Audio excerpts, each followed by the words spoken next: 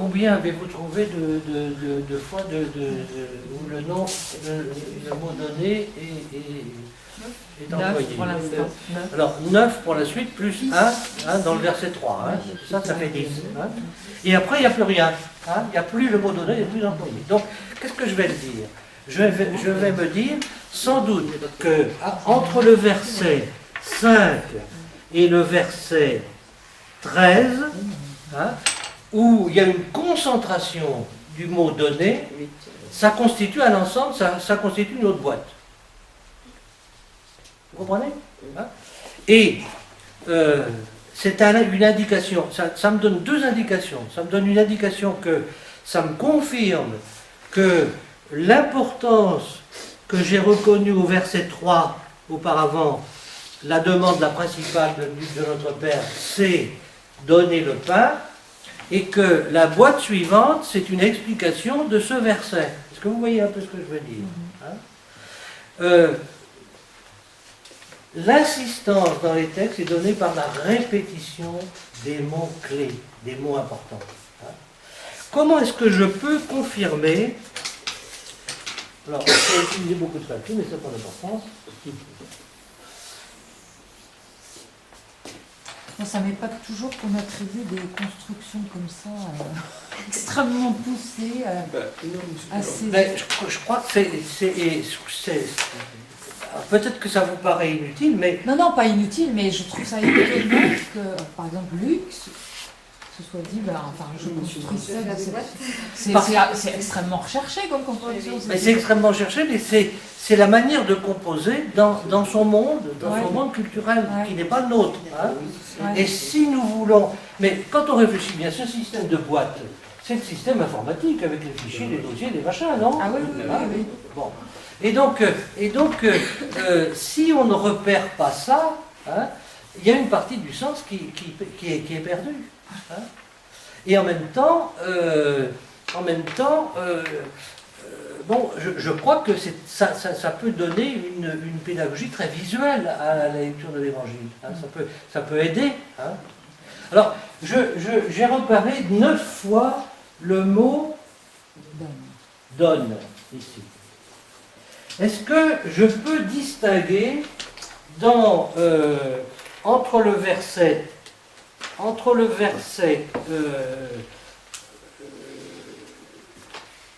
5 et le verset 13, ou ça c'est le verset 5 et le verset 13, est-ce que je peux distinguer quelque chose à l'intérieur de cet ensemble? Je vous dis. Ah, voilà. Alors, c'est pas simplement je vous dis, c'est-à-dire c'est l'ouverture. Il y a un certain nombre d'ouvertures qui se répètent. Hein. D'abord, ça commence pour le verset 5 par « il leur dit hein. ». Il leur dit. Et puis, au verset 8, « je vous dis ». Et là, ça s'apparente à quoi? Et puis au verset 9, « et moi je vous dis ».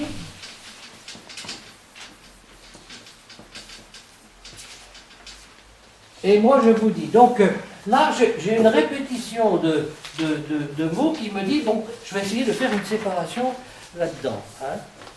Est-ce qu'il y a une autre indication d'ouverture qui peut m'aider?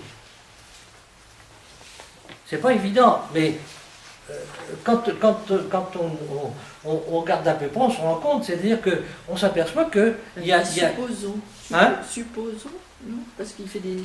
Non, il y a ce qui introduit chacune des positions, c'est une question. Oui, c'est ça. Hein? Oui. Il leur dit lequel. Hein? Et ensuite, au verset 11, cette fois-ci, qui n'a pas encore été nommé, quel père demandera? Quel père demandera? Et enfin, il y a quand même quelque chose d'étonnant qui termine le dernier verset où il est question du verbe donner, donnera, au verset 13, c'est le mot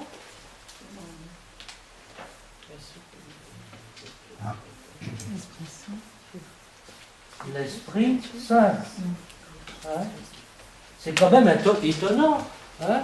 On vient de parler des œufs, on vient de parler des scorpions, des serpents, qu'on donne ou qu'on ne donne pas, on vient de demander du pain, etc. Et finalement, on finit par nous donner l'Esprit Saint. Hein?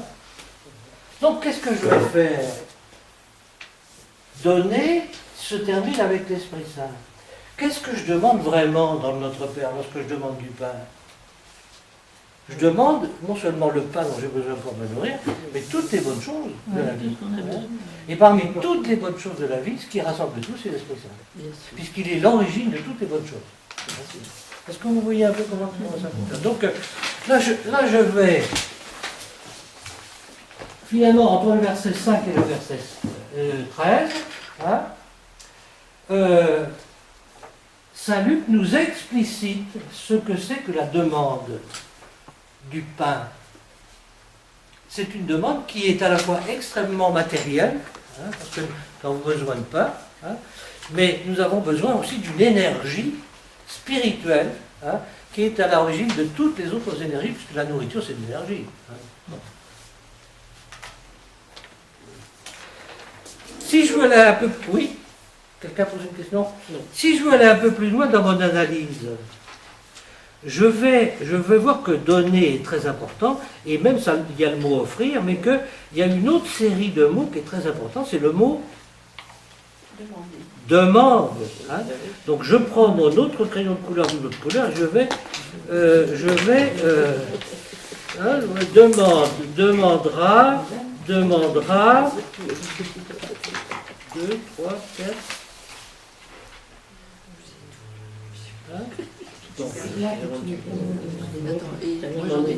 demander, et je vois que ce mot demander est très enrichi, puisqu'il ne s'agit pas seulement de demander, mais il y a deux équivalents pratiquement qui sont donnés, c'est le mot chercher et le mot frapper à la porte. Et donc chercher et frapper à la porte, demander et finalement prier, c'est la même chose. Mais simplement, c'est demander avec insistance. Hein.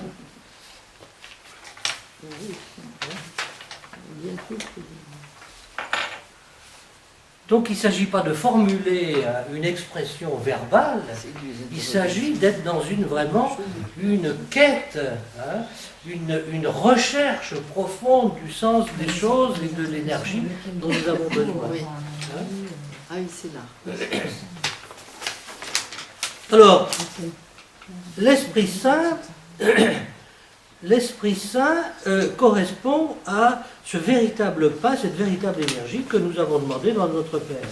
Mais est-ce que l'Esprit, il en était question dans le Notre Père? Non, il n'est pas question de l'Esprit dans notre Père. Est-ce qu'il est question de la sainteté? Ben oui. Hein? Donc, je reviens au Notre Père et je vois que le mot sanctifier, devenir saint, c'est aussi un mot-clé. Hein? Et qui est très lié à la question de l'esprit, puisque Saint Luc, qui parle énormément de l'esprit, parce qu'il ne faut pas oublier ce qu'on a eu dans les autres séances auparavant, hein, l'importance de l'esprit et de la conjonction de l'esprit et de la parole pour Luc. Hein. Donc on retrouve ces habitudes. Hein. On continue quelque chose dans la suite du texte qui a l'air complètement différent de tout ce qu'on a vu jusqu'ici. Il était en train de chasser un démon, et c'était un sourd-muet, et il advint, le démon étant sorti, que parla le sourd-muet. Que parla le sourd-muet. Et les foules s'émerveillèrent. Et certains parmi eux disaient, c'est par Béelzébul, le chef des démons, qui chasse des démons. D'autres, pour le tenter, c'était le signe du ciel qu'il demandait de lui. C'était un signe du ciel qu'il demandait de lui. Alors là, on retrouve le mot demande. Hein. Hein, je l'ai déjà trouvé, donc je vais encore le souligner, parce que hein, les gens sont en demande. Hein, et cette fois-ci, eh bien, c'est les gens qui viennent interroger Jésus mais avec une intention qui n'est pas forcément bonne. Hein. Est-ce que dans le texte que nous avons lu tout à l'heure, nous avons rencontré des gens qui interrogeaient Jésus avec une intention pas forcément bonne? Ah ben. Oui, c'est sûr. Oui, qui? Les pharisiens. Oui. Hein? Les pharisiens. Celui qui interroge Jésus, hein, Oui, mais. pour l'éprouver. Hein? C'est ça, c'est la Comment? son Qu'est-ce qu'il intention. retrouve le texte un peu plus haut? Hein? Voilà, au verset 25 du chapitre 10, et voici qu'un légiste se leva et lui dit pour l'éprouver, Oui, c'est ça. maître, que dois-je faire pour avoir un héritage de la vie éternelle? Hein? Et ensuite, il insiste pour montrer qu'il n'est pas clair dans sa tête, hein, par rapport à Jésus, mais lui, voulant se justifier, Oui, c'est ça, hein, il insiste. dit à Jésus, et qui est mon prochain? Hein? Et donc, la lecture de l'Évangile, c'est une lecture qui va en progressant effectivement avec le texte, mais qui nous oblige en permanence à aller, hein, en avant pour enrichir le sens des choses. Hein. Et nous voyons que ce légiste, eh ben, il est complètement dans dans son monde intellectuel, hein, il a appris plein de choses, il sait commenter les textes, etc. Il sait que tel rabbi a dit ceci, tel rabbi a dit cela, etc. Mais Jésus lui dit, mais ça ne suffit pas, c'est pas de savoir qui fait quelque chose. Hein. Hein, il faut y aller maintenant au charbon. Hein. Bon. Donc, deux fois, le Christ le renvoie à la pratique. Hein. Et là, il y a une nouvelle insistance de l'entourage savant de Jésus, hein, qui s'interroge, qui, malgré tous les signes qu'ils ont vus, lui demande encore un signe, parce que c'est jamais suffisant, tu vois. Hein. Quel est le signe déterminant, hein. Et il n'y en a pas. Hein. Si, il sera donné après, Jésus dira c'est le signe de Jonas. Hein. Mais là, on est introduit à partir du questionnement de l'entourage savant de Jésus et à propos des intentions du cœur. Et donc, les intentions du cœur, ça montre que c'est pas évident, on peut aller dans un sens ou dans un autre. Hein. Et dans un sens ou dans un autre, c'est deux règnes différents. De même que dans la première série, demandez et vous recevrez, cherchez. Bon, dans l'endroit où on disait donner, hein, on parlait de l'Esprit Saint. Là, on va s'intéresser à un autre mot-clé du Notre Père, c'est le mot règne.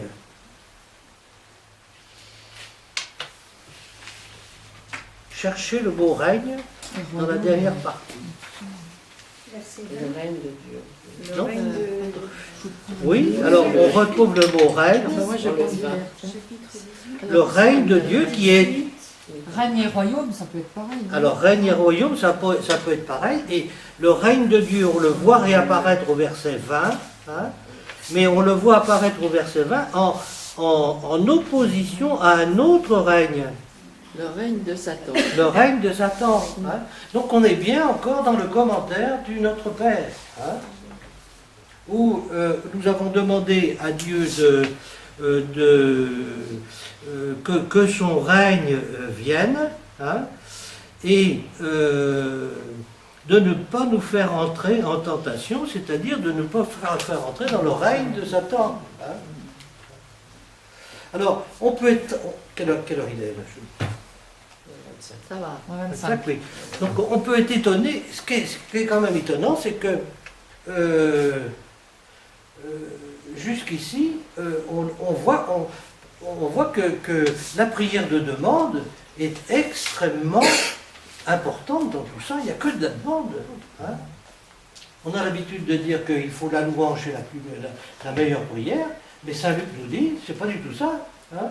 On est dans la demande. Hein. Pourquoi est-ce qu'on est dans la demande? Parce que l'ensemble du texte veut nous faire commenter le premier mot du Notre Père, qui est justement le mot Père.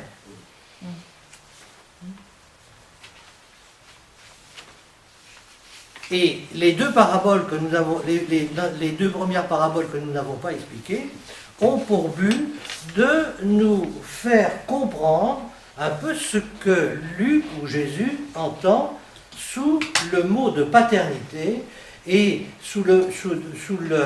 dans cette relation père-fils qui est pour Jésus la révélation nouvelle qu'il apporte. Hein? Ben, c'est dit d'entrée, l'introduction des textes, c'est ça. Oui, oui. Oui, mais après... Et puis après, bon, il y a notre Père qui vient, mais tout a été préparé. Oui, tout a été préparé. Tout a été préparé et tout est commenté ensuite. Hein. Donc peut-être qu'on va... Est-ce qu'on s'arrête là? Est-ce que ce que je vous raconte là, c'est un peu compliqué ou est-ce que ça éclaire un peu la manière dont tout ça a été écrit? Oui. Hein? Alors, oui. Parce que... mais comment on peut se servir de ça? Évidemment, on peut pas tout mettre en tableau comme ça. Mais je crois que c'est très possible, quand on travaille sur un texte biblique, de lire le texte, de s'accrocher au texte et de repérer tout de suite les mots qui reviennent. Hein? Et en notant les mots qui reviennent, alors on voit les mots-clés, les points d'insistance. Hein? Et on voit comment, de texte en texte, un nouveau mot-clé apparaît et introduit un nouvel enseignement. Hein? En fait, toutes ces petites boîtes sont des boîtes thématiques. Hein? Et ces boîtes thématiques ne sont pas isolées les unes des autres, hein? Elles sont en rapport les unes avec les autres. Hein? Je continue avec mon rapport toujours, hein, c'est que l'Esprit Saint a été introduit solennellement comme le bien suprême qu'il faut demander au verset 13, et il va revenir en opposition dans la dernière partie, où il va être, de même que le règne de Dieu est opposé au règne de Satan, l'Esprit Saint va être opposé à l'esprit impur et cet autre esprit. Alors, est-ce que tu peux nous expliquer ce passage? Oui. Les sept... Alors, les sept esprits et l'état de cet homme est pire à la fin qu'au début. Ça, je ne comprends pas du tout ce passage. Alors, on va essayer de prendre d'abord. Il faut remarquer que les... Je vais enlever un peu parce que j'ai Trop chaud. Ça donne chose. De parler. Bah, il faut bien chauffer. Oui, donc. Oui, c'est vrai. D'essayer de nous rendre un langage clair.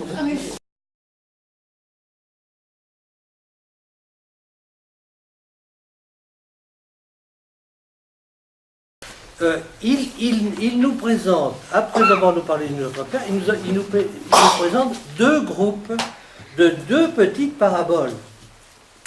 Deux groupes de deux petites paraboles. Je vais arriver à ce que tu me dis. Mais je crois que le premier groupe des deux paraboles, c'est dans le deuxième paquet. Hein. Je relis au verset 5. Lequel d'entre vous aura un ami et ira chez lui en pleine nuit et lui dira « Ami, prête-moi 3 pains, voici qu'un ami m'est arrivé de voyage et je n'ai rien à lui offrir. » Et celui-là de l'intérieur lui répondra « Ne m'ennuie pas, déjà la porte est fermée et mes enfants sont au lit avec moi, je ne peux pas me lever pour te donner. » Alors, nous on a perdu la référence existentielle de ça, mais vous savez, dans les maisons anciennes en Palestine, la partie construite, il y avait souvent une partie creusée dans la falaise, hein, et il y a une partie construite devant. Et il n'y avait pas de lit. Hein. On entassait les matelas dans la journée, et le soir, on couvrait le sol était couvert de matelas. Hein. Et donc, on ne pouvait plus ouvrir la porte, après c'était fini. Hein. Donc il faut s'imaginer que le gars, s'il doit donner son pain, il va réveiller tout le monde. Hein. C'est ça le contexte. Hein. Bon. Mais ce qui est intéressant, c'est de voir l'audace de Jésus, hein, qui dit finalement, votre manière de demander, c'est à Dieu, c'est comme si un ami s'adresse à un ami. C'est ça la comparaison. C'est-à-dire qu'il commence par par indiquer, donner une parabole où il y a une espèce de parité, hein, qui est induite, hein, dans la prière. C'est-à-dire que c'est une confiance de l'ordre de la confiance qu'on peut avoir par rapport à un ami. Et l'amitié, c'est réciproque. L'amitié, c'est réciproque, mais l'amitié avec Dieu, c'est très compliqué, c'est très difficile, hein, parce qu'on est toujours dans le soupçon.